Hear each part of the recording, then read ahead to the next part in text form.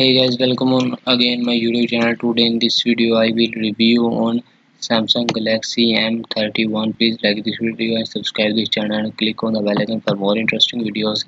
With the 6000 mAh battery and 64 megapixel primary camera, the Galaxy M31 improves upon the popular Galaxy M13s, and Samsung appears to have picked up a few tricks from its Chinese competitors, the Galaxy New M series, and reinvented a A series which debuted just over a year ago.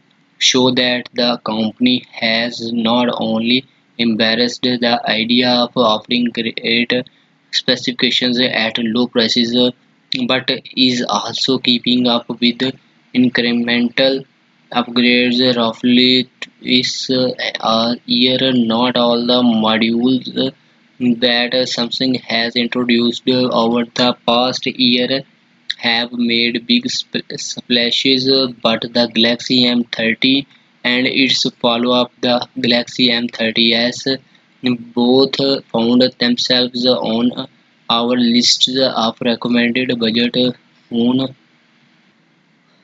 Not in any mood to let the momentum slide. We already have the brand new Samsung Galaxy M31 with us. We will only been able to spend a little time with it so far, but we can bring you our first impression. The handling feature of the Galaxy M13 as its 6000 mAh battery is carried forward. The 48 megapixel rear camera has been updated to a 64 megapixel one, and there is no fourth rear camera. The Galaxy M31 has been launched in two variants. Both have 6 GB of RAM, and you can choose between 64 GB and 128 GB of storage for 14,999 rupees and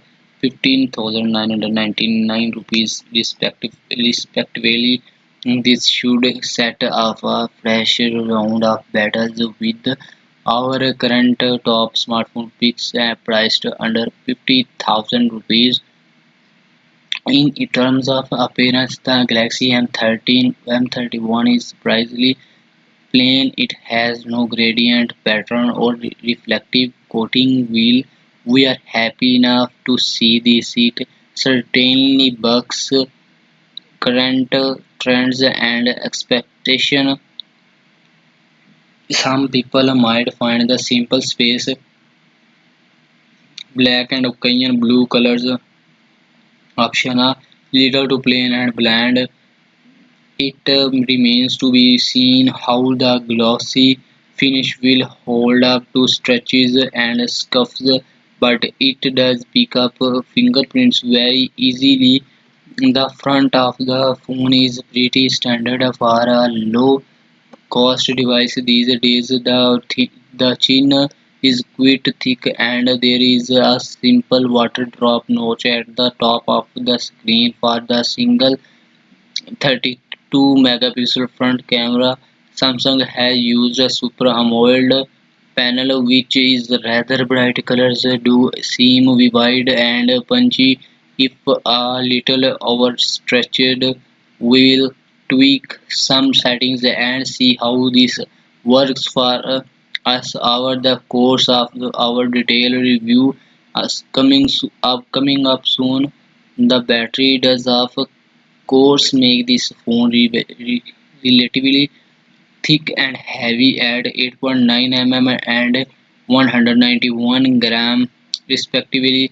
It does not feel unbalanced in the hand thought, and the rear provides a decent enough grip that the phone did not ever slip when we had to reach for the upper corners of the screen with our thumbs. The rear curves slightly towards the sides, which also helps with the usability, and we like the fact that the camera module barely